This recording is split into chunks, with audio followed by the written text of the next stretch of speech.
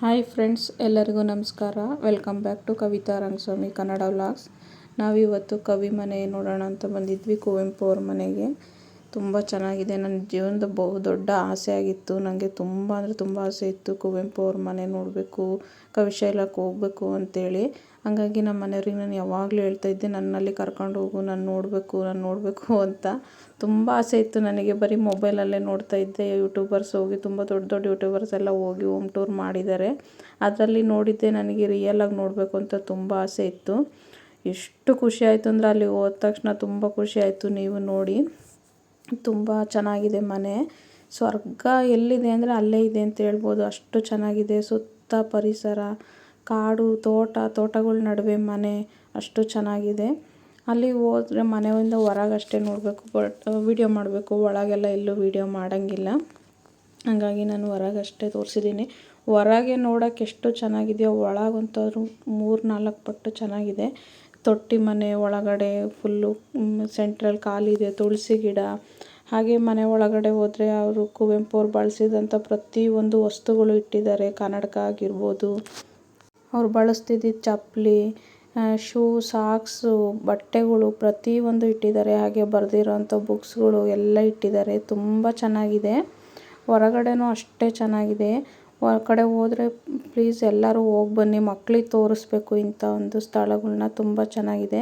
ಈ ಕಡೆ ಎಲ್ಲ ಲಾನ್ ಮಾಡಿದಾರಲ್ಲ ಮನೆ ಮುಂದೆ, ಅಲ್ಲಿ ನೀರು ಬಿಡ್ತಾಯಿದ್ರು. ಆ ಕಡೆ ಪಕ್ಕದಲ್ಲಿ ಅವರು ಬಳಸ್ತಿದ್ದಂಥ ಹೊಲಕ್ಕೆ ರೈತರಲ್ವ, ಎತ್ತಿನ ಗಾಡಿಗಳು, ಅವೆಲ್ಲ ರಾಗಿ ಉಳಿಸೋದು, ಅದೇನೇನು ಪ್ರತಿಯೊಂದು ವಸ್ತುಗಳನ್ನ ಅಲ್ಲಿಟ್ಟಿದ್ದಾರೆ. ಮನೆ ಪಕ್ಕದಲ್ಲಿ ಒಂದು ಮನೆ ಮಾಡಿಟ್ಟಿದ್ದಾರೆ ಅಲ್ಲಿ. ಈ ಮನೆ ಬಂದು 3 ಅಂತಸ್ತಲ್ಲಿದೆ. ಹತ್ತಿ ಮೇಲ್ಗಡೆ ಹೋಗಿ ನೋಡಬೇಕು. ಬುಕ್ಸ್ಗಳೆಲ್ಲ ರಾಮಾಯಣ ದರ್ಶನಂ ಅವೆಲ್ಲ ಬರೆದಿರೋ ಬುಕ್ಸ್ಗಳು ಪ್ರತಿಯೊಂದು ಇಟ್ಟಿದ್ದಾರೆ. ತುಂಬ ಚೆನ್ನಾಗಿದೆ. ನನಗಂತೂ ಸಖತ್ ಖುಷಿ ಆಗ್ಬಿಡ್ತು ಅಲ್ಲಿ ನೋಡಿ.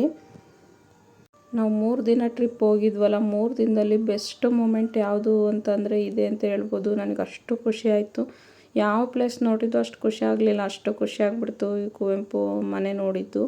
ಅಷ್ಟೊಂದು ಬಿಸಿಲಿದ್ರೂ ಬಿಸಿಲಿದೆ ಅಂತ ಅನ್ನಿಸ್ತಿರ್ಲಿಲ್ಲ. ಒಳಗಡೆ ಹೋದ ತಕ್ಷಣ ಮನೆ ಒಳಗೆ ತಣ್ಣಗಾಗ್ತಾಯಿತ್ತು. ಎ ಸಿ ಹಾಕಿದಾರೇನೋ ಅನ್ಬೇಕು, ಅಷ್ಟು ಚೆನ್ನಾಗಿದೆ. ಒಳಗಡೆ ನೋಡ್ತಾನೇ ಇರಬೇಕು ಅನಿಸುತ್ತೆ. ಎಲ್ಲ ಕಡೆ CCTV ಹಾಕಿದ್ದಾರೆ. ತುಂಬ ಚೆನ್ನಾಗಿತ್ತು ಮನೆ. ಹಾಗೆ ಮತ್ತು ಮಳೆಗಾಲದಲ್ಲಿ ಹೋದರೆ ಇನ್ನೂ ಚೆನ್ನಾಗಿರುತ್ತೆ ನೋಡಿ. ಬೇಸಿಗೆಯಲ್ಲಿ ಹೋಗಿ ಇಷ್ಟು ಚೆನ್ನಾಗಿದೆ, ಮಳೆಗಾಲದಲ್ಲಿ ಹೋಗ್ಬಿಟ್ರಂತೂ ಆ ಮನೆ ನೋಡೋಕ್ಕೆ ಇನ್ನೂ ಚೆನ್ನಾಗಿರುತ್ತೆ. ಮಳೆಗಾಲದಲ್ಲಿ ವ್ಯೂ ತುಂಬ ಚೆನ್ನಾಗಿರುತ್ತಲ್ವ. ಸುತ್ತ ಕಾಡು, ತೋಟ ನಡುವೆ ಮನೆ, ತುಂಬ ಚೆನ್ನಾಗಿರುತ್ತಲ್ಲ. ಈ ಕಡೆ ಎಲ್ಲ ಕುವೆಂಪು ಅವರು ಬರೆದಿದ್ದು ಕತೆಗಳು ಅದು ಇದು ಎಲ್ಲ ಇಟ್ಟಿದ್ದಾರೆ. ಪದ್ಯಗಳು ಅವನ್ನೆಲ್ಲ ಬರೆದ್ಬಿಟ್ಟು ಕುವೆಂಪು ಅವ್ರದ್ದು ಸ್ಟ್ಯಾಚು ಹಾಕಿದ್ದಾರೆ. ಫೋಟೋ ಎಲ್ಲ ತೆಗೆಸ್ಕೊಂಡ್ವಿ ನಾವು ಅಲ್ಲೂ. ತುಂಬ ಚೆನ್ನಾಗಿದೆ. ಬೇಸಿಗೆ ಬಿಸಿಲು ಆಗಿದ್ದರಿಂದ ಜನ ಸ್ವಲ್ಪ ಕಡಿಮೆ ಇದ್ದರು. ಹಂಗಾಗಿ ನಮ್ಗೆ ನೋಡೋಕ್ಕೆ ಸ್ವಲ್ಪ ಸಮಾಧಾನವಾಗಿ ನೋಡಿದ್ವಿ. ಒಬ್ಬರಿಗೆ 10 ರೂಪಾಯಿ ಟಿಕೆಟ್ ಇರುತ್ತೆ ಅಲ್ಲಿ ಒಳಗಡೆ ಹೋಗಲಿಕ್ಕೆ. ತುಂಬ ಕಡಿಮೆ ಪ್ರೈಸ್ ಇದೆ. ಮತ್ತು ಹಾಗೆ ಕುವೆಂಪು ಅವರು ಬರೆದಿರೋ ಬುಕ್ಸ್ಗಳೆಲ್ಲ ತೊಗೋಬೋದು ನಾವು ಅಲ್ಲಿ. 10 ರೂಪಾಯಿ ಡಿಸ್ಕೌಂಟ್ ಇರುತ್ತಂತೆ, ಸ್ಪೆಷಲ್ ಡಿಸ್ಕೌಂಟ್ ಅಂತ ಹಾಕಿದ್ದಾರೆ. ತುಂಬ ಚೆನ್ನಾಗಿದೆ. ಈ ಕಡೆ ಹೋಗ್ತಲ್ಲ ಒಂದು ರೋಡ್ ಇದೆ, ಅಲ್ಲಿಗೆ ಕುಪ್ಪಳ್ಳಿಗೆ ಹೋಗೋ ರೋಡ್ ಅದು. ಹಾಗೆ ಕುಡಿಯೋ ನೀರಿನ ವ್ಯವಸ್ಥೆನೂ ಮಾಡಿದ್ದಾರೆ, ಎಲ್ಲ ಇದೆ. ಬಿಸಿಲು ತುಂಬ ಇದ್ದಿದ್ದರಿಂದ ಆ ಬಿಸಿಲು ಅಂತಲೂ ಅನ್ನಿಸ್ಲಿಲ್ಲ ನಮಗೆ. ಅಷ್ಟು ಖುಷಿ ಆಗ್ಬಿಡ್ತು. ನಾನಂತೂ ನೋಡಿಬಿಟ್ಟು ಬಂದು ಕಾರ್ ಹತ್ಕೊಳ್ಳೋ ಟೈಮಿಗೆ ನಮ್ಮ ಮನೆಯವ್ರು ಕರಿತಾಯಿದ್ರು, ಇನ್ನೊಂದು ಸ್ವಲ್ಪ ನೋಡ್ತೀನಿ, ಇನ್ನೊಂದು 5 ನಿಮಿಷ ನೋಡ್ತೀನಿ, ಕಣ್ಣು ತುಂಬ ನೋಡಬೇಕು ನಾನು ಅಂದ್ಕೊಂಡು ನಿಂತ್ಕೊಂಡು ಇಲ್ಲೇ ನಿಂತ್ಕೊಂಡು ನೋಡ್ತಾ ಇದ್ದೆ. ಅಲ್ಲೊಬ್ಬರು ಆಂಟಿ ನಿಂತಿದ್ದಾರಲ್ಲ, ಅವರು ಬೆಂಗಳೂರಿಂದ ಬಂದಿದ್ರಂತೆ ನೋಡಲಿಕ್ಕೆ. ಅವರು ಅದೇ ಹೇಳ್ತಾಯಿದ್ರು, ನಾನು ಸ್ವಲ್ಪ ಹೊತ್ತು ನೋಡ್ತೀನಿ, ಇನ್ನೂ ಸ್ವಲ್ಪ ಅಂತ. ನಮ್ಮ ಮನೆಯವ್ರು ಕರಿತಾ ಇದ್ದಾರೆ ನೋಡ್ರಿ, ನೋಡ್ತೀನಿ ಅಂತಂದಿದ್ದಕ್ಕೆ ಆ ಆಂಟಿನೂ ಅದೇ ಹೇಳ್ತಾಯಿದ್ರು. ನಾನು ಅದಕ್ಕೆ ನಿಂತ್ಕೊಂಡಿದ್ದೀನಿ, ಹೋಗೋಕ್ಕೆ ಮನಸ್ಸಾಗ್ತಾ ಇಲ್ಲ. ಈ ಮನೆ ನೋಡ್ತಾನೇ ಇರಬೇಕು ಅನಿಸುತ್ತೆ, ಅಷ್ಟೊಂದು ಚೆನ್ನಾಗಿದೆ ಅಂತ ಆಂಟಿನೂ ಹೇಳ್ತಾಯಿದ್ರು. ಅಲ್ಲಿಂದ ಮತ್ತೆ ಒಂದು 100 ಮೀಟ್ರ್ ದೂರದಲ್ಲಿ ಕವಿಶೈಲ ಇದೆ. ಕುವೆಂಪು ಅವರು ಬರಿತಿದ್ದಿದ್ದ ಜಾಗ, ಪದ್ಯಗಳು, ಕವನಗಳು ಬರಿತಾ ಇದ್ದಿದ್ದ ಜಾಗ ಅದೆಲ್ಲ ಇದೆ. ಅಲ್ಲಿಂದ ನಾವು ಸೀದಾ ಕವಿಶೈಲಕ್ಕೆ ಬಂದ್ವಿ. ಇದೇ ನೋಡಿ ಕವಿಶೈಲ. ಕುವೆಂಪು ಅವ್ರ ಮನೆಯಿಂದ ಒಂದು 100 ಮೀಟ್ರ್ ದೂರದಲ್ಲಿದೆ. ಕವಿ ಮನೆಯಿಂದ ಕವಿಶೈಲವರೆಗೂ ಒಂದು 100 ಮೀಟರ್ ದೂರ ಆಗುತ್ತೆ. ಫುಲ್ಲು ವೆಹಿಕಲ್ ಅಲ್ಲಿವರೆಗೂ ಹೋಗ್ತವೆ, ಬಟ್ ಅಲ್ಲಿವರೆಗೂ ಅವ್ರು ಅಲೋ ಮಾಡಲ್ಲ. ಒಂದು 50 ಮೀಟ್ರ್ವರೆಗೂ ವೆಹಿಕಲಲ್ಲಿ ಹೋಗ್ಬೋದು. ಅಲ್ಲಿಂದ ನಡ್ಕೊಂಡು ಹೋಗ್ಬೇಕಾಗುತ್ತೆ. ಅಲ್ಲಿ ಫುಲ್ಲು ಕಲ್ಲುಗಳಿಂದ ಎಲ್ಲ ಎಂಟ್ರೆನ್ಸ್ ಎಲ್ಲ ಕಟ್ಟಿದ್ದಾರೆ ನೋಡಿ. ನೋಡ್ತಾ ಇರ್ಬೋದು ಕವಿಶೈಲ ಅಂತ ಇಲ್ಲಿ ಬೋರ್ಡ್ ಹಾಕಿದ್ದಾರೆ, ಗೊತ್ತಾಗುತ್ತೆ ಅಲ್ಲಿ ಕವಿಶೈಲಕ್ಕೆ ದಾರಿ ಅಂತ ಹಾಕಿದ್ದಾರೆ. ಕವಿಶೈಲ ಅಂದರೆ ಇಲ್ಲಿ ಕುವೆಂಪು ಅವರ ಸಮಾಧಿ ಕೂಡ ಇದೆ. ಹಾಗೆಯೇ ಅವರು ಕವಿತೆಗಳು, ಕವನಗಳು, ಬುಕ್ಸು ಬರಿತಾ ಇದ್ದ ಜಾಗ ಕೂಡ ಅಲ್ಲಿದೆ. ಅಲ್ಲಿ ವಾತಾವರಣ ಪ್ರಶಾಂತವಾಗಿದೆ. ಅಲ್ಲಿ ಬಂದು ಕೂತ್ಕೊಂಡವರು ಬೆಳಗ್ಗೆ ಹೊತ್ತು ಬರಿತಾ ಇದ್ರಂತೆ, ಧ್ಯಾನ ಮಾಡ್ತಾ ಇದ್ರಂತೆ. ಅದೆಲ್ಲ ಅಲ್ಲಿ ಮಾಡಿದ್ದಾರೆ. ತುಂಬ ಚೆನ್ನಾಗಿದೆ ನೋಡಿ. ಈ ಕಲ್ಲುಗಳು, ಅಷ್ಟು ದೊಡ್ಡ ಕಲ್ಲುಗಳ್ನ ಹೆಂಗೆ ಎತ್ತಿ ನಿಲ್ಲಿಸಿದ್ದರು ಅಂತ ನಾವಂತೂ ಆಶ್ಚರ್ಯ ಮಾಡ್ತಾ ಇದ್ವಿ. ಫುಲ್ ಕಲ್ಲುಗಳೆಲ್ಲ ಇದೇ ರೀತಿ ನಿಲ್ಲಿಸಿದ್ದಾರೆ ಇಲ್ಲಿ. ತುಂಬ ಚೆನ್ನಾಗಿರುತ್ತೆ. ಬಿಸಿಲು ಜಾಸ್ತಿ ಇದ್ದಿದ್ದರಿಂದ ನಾನು ಏನು ವಿಡಿಯೋ ಮಾಡ್ತಾಯಿದ್ದೀನಿ ಅಂತ ನನಗೆ ಕಾಣಿಸ್ತಾ ಇರಲಿಲ್ಲ. ಬಟ್ ವಿಡಿಯೋ ತುಂಬ ಚೆನ್ನಾಗಿ ಬಂದಿದೆ. ಹೇಗೆ ಅನ್ನಿಸ್ತು ಅಂತೇಳಿ ಕಮೆಂಟ್ ಮಾಡಿ. ವಿಡಿಯೋ ಇಷ್ಟ ಆದರೆ ಪ್ಲೀಸ್ ಲೈಕ್ ಮಾಡಿ, ಶೇರ್ ಮಾಡಿ. ಹೊಸ್ದಾಗಿ ನೋಡ್ತಾ ಇರೋರು ಸಬ್ಸ್ಕ್ರೈಬ್ ಮಾಡ್ಕೊಂಡು ನೋಡಿ. ಈ ಥರ ಪ್ಲೇಸ್ಗಳನ್ನ ಮಕ್ಕಳಿಗೆ ತೋರಿಸ್ಬೇಕು, ತುಂಬ ಚೆನ್ನಾಗಿರುತ್ತೆ ನೋಡಿ. ನನ್ನ ಮಗ ಮುಟ್ಟಬೇಡ ಅಂತ ಹೇಳಿದ್ರು ಮುಟ್ಟಿ ನೋಡ್ತಾ ಇದ್ದ. ನನ್ನ ಮಗ ನಿಂತಿದ್ದಾನಲ್ಲ, ಅದೇ ಕುವೆಂಪು ಅವರ ಸಮಾಧಿ, ಕವಿ ಸಮಾಧಿ ಅಂತೇಳಿ ಬೋರ್ಡು ಕೂಡ ಹಾಕಿದಾರಲ್ಲಿ. ಇಲ್ಲಿ ಕುವೆಂಪು ಅವರ ಸಮಾಧಿ ಮಾತ್ರ ಮಾಡಿದ್ದಾರೆ. ಅಲ್ಲಿ ಕವಿ ಮನೆಯಿಂದ ಸ್ವಲ್ಪ ದೂರದಲ್ಲೇ ಅವ್ರ ಮಗ ಪೂರ್ಣಚಂದ್ರ ತೇಜಸ್ವಿ ಅವ್ರದ್ದು ಸಮಾಧಿ ಅಲ್ಲಿ ಇದೆ. ಬಟ್ ಅವ್ರದ್ದು ಈ ಥರ ಮಾಡಿಲ್ಲ, ಕಲ್ಲುಗಳು ನಿಲ್ಲಿಸಿದ್ದಾರೆ. ಬಿಸಿಲು ತುಂಬ ಇದ್ದಿದ್ದರಿಂದ ನಾವು ಇಲ್ಲಿ ಕವಿಶೈಲಕ್ಕೆ ಮಾತ್ರ ಬಂದು ನೋಡ್ಕೊಂಡು ಹೋದ್ವಿ. ಅಲ್ಲೇ ಎಲ್ಲ ಆ ಕಡೆ ಹೋಗಲಿಲ್ಲ.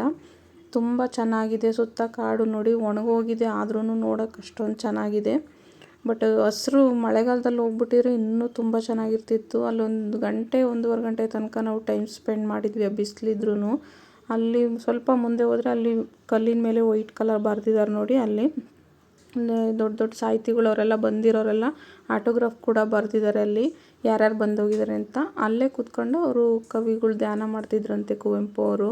ಅಲ್ಲೇ ಅಂತೆ ಅವರು ಕವನಗಳು, ಕಥೆಗಳೆಲ್ಲ, ಕಾದಂಬರಿಗಳು ಬರಿತಾ ಇದ್ದಿದ್ದು ಜಾಗ ಅದೇ ಅಂತೆ. ಹಾಗಾಗಿ ತುಂಬ ಚೆನ್ನಾಗಿತ್ತು, ಖುಷಿ ಆಯಿತು ಅದೆಲ್ಲ ನೋಡಿಬಿಟ್ಟು. ನಾನು ಬೇರೆ ಬೇರೆ ಯೂಟ್ಯೂಬ್ ಚಾನಲಲ್ಲೆಲ್ಲ ನೋಡಿದ್ದೆ. ನಾವು ಮೊಬೈಲಲ್ಲಿ ನೋಡೋದಕ್ಕೂ ನಾವೇ ಹೋಗಿ ಅದನ್ನು ಎಕ್ಸ್ಪೀರಿಯೆನ್ಸ್ ಮಾಡೋದಕ್ಕೂ ತುಂಬ ವ್ಯತ್ಯಾಸ ಇರುತ್ತೆ. ನಾವು ಹೋಗಿ ನೋಡಿದಾಗ ಆಗಿದ್ದು ಖುಷಿ ಅಷ್ಟಿಷ್ಟಲ್ಲ, ತುಂಬ ಅಂದರೆ ತುಂಬ ಖುಷಿ ಆಯಿತು. ನೋಡ್ತಾ ಇರ್ಬೋದು, ಅಲ್ಲಿ ವೈಟ್ ಕಲರ್ ಬರೆದಿದ್ದಾರೆ ನೋಡಿ. ಅದೇ ಜಾಗದಲ್ಲಿ ಕೂತ್ಕೊಂಡು ಅವರು ಕವಿಗಳು ಧ್ಯಾನ ಮಾಡ್ತಾ ಇದ್ದಿದ್ದು, ಕವನ ಬರೀತಿದ್ದಿದ್ದು ಜಾಗ ಅದು. ಮತ್ತು ಬಾಕ್ಸ್ ಹಾಕಿದ್ದಾರೆ ನೋಡಿ, ಅದರೊಳಗಡೆ ಆಟೋಗ್ರಾಫ್ ಬರೆದಿದ್ದಾರೆ. ದೊಡ್ಡ ದೊಡ್ಡ ಸಾಹಿತಿಗಳೆಲ್ಲ ಬಂದು ವಿಸಿಟ್ ಕೊಟ್ಟೋದವರೆಲ್ಲ ಆಟೋಗ್ರಾಫ್ ಕೊಟ್ಟಿದ್ದಾರೆ, ಅದನ್ನು ಅಲ್ಲಿ ಬರೆದಿದ್ದಾರೆ ನೋಡಿ. ಎಷ್ಟು ಚೆನ್ನಾಗಿದೆ, ವ್ಯೂ ಅಂತೂ ತುಂಬ ಚೆನ್ನಾಗಿದೆ. ಕವಿಗಳು ಓಡಾಡಿದ್ದು ಜಾಗ, ಅವರು ಮುಟ್ಟಿದ ಪ್ರತಿಯೊಂದು ವಸ್ತುಗಳನ್ನ ನಾವು ನೋಡ್ತೀವಿ ಅಂತಂದರೆ ನಿಜವಾಗ್ಲೂ ಅದೃಷ್ಟ ಮಾಡಿರಬೇಕು. ಆ ಒಂದು ಅದೃಷ್ಟ ನಮಗೆ ಸಿಕ್ಕಿದೆ ಅಂತ ಹೇಳೋಕ್ಕೆ ನಂಗೆ ತುಂಬ ಖುಷಿ ಆಯಿತು. ಅಲ್ಲಿಗೆ ಹೋದಾಗ ಪ್ರತಿಯೊಂದು ವಸ್ತುಗಳನ್ನ ನೋಡಬೇಕಾದ್ರೆ ಹಂಗೆ ಅನಿಸ್ತಿತ್ತು, ಅವ್ರು ಯೂಸ್ ಮಾಡಿದ ವಸ್ತುಗಳನ್ನೆಲ್ಲ ನೋಡೋ ಅದೃಷ್ಟ ಸಿಕ್ಕಿದೆಯಲ್ಲ ಅಂತ. ಹೀಗಿತ್ತು ಫ್ರೆಂಡ್ಸ್ ಕುವೆಂಪು ಅವರ ಮನೆ ಹೋಮ್ ಟೂರು, ಹಾಗೆ ಅವ್ರ ಕವಿಶೈಲ ಟೂರು. ನನಗೆ ಕೈಲಾಗಿದ್ದಷ್ಟು ವಿಡಿಯೋ ಮಾಡಿ ನಿಮ್ಮ ಜೊತೆ ಶೇರ್ ಮಾಡಿದ್ದೀನಿ. ಈ ವಿಡಿಯೋ ಹೇಗೆ ಅನ್ನಿಸ್ತು ಅಂತೇಳಿ ಕಾಮೆಂಟ್ ಮಾಡಿ. ವಿಡಿಯೋ ಇಷ್ಟ ಆಗಿದ್ದರೆ ಪ್ಲೀಸ್ ಒಂದು ಲೈಕ್ ಮಾಡಿ, ಶೇರ್ ಮಾಡಿ. ಹಾಗೆ ನಿಮ್ಮ ಫ್ಯಾಮಿಲಿ ಫ್ರೆಂಡ್ಸ್ಗೂ ಶೇರ್ ಮಾಡಿ. ಹೊಸ್ದಾಗಿ ನೋಡೋರಾದರೆ ಚಾನಲ್ಗೆ ಸಬ್ಸ್ಕ್ರೈಬ್ ಮಾಡಿಕೊಂಡು ಸಪೋರ್ಟ್ ಮಾಡಿ ಫ್ರೆಂಡ್ಸ್. ಮತ್ತೊಂದು ವಿಡಿಯೋದೊಂದಿಗೆ ಮತ್ತೆ ಸಿಗ್ತೀನಿ ಫ್ರೆಂಡ್ಸ್. ಬಾಯ್.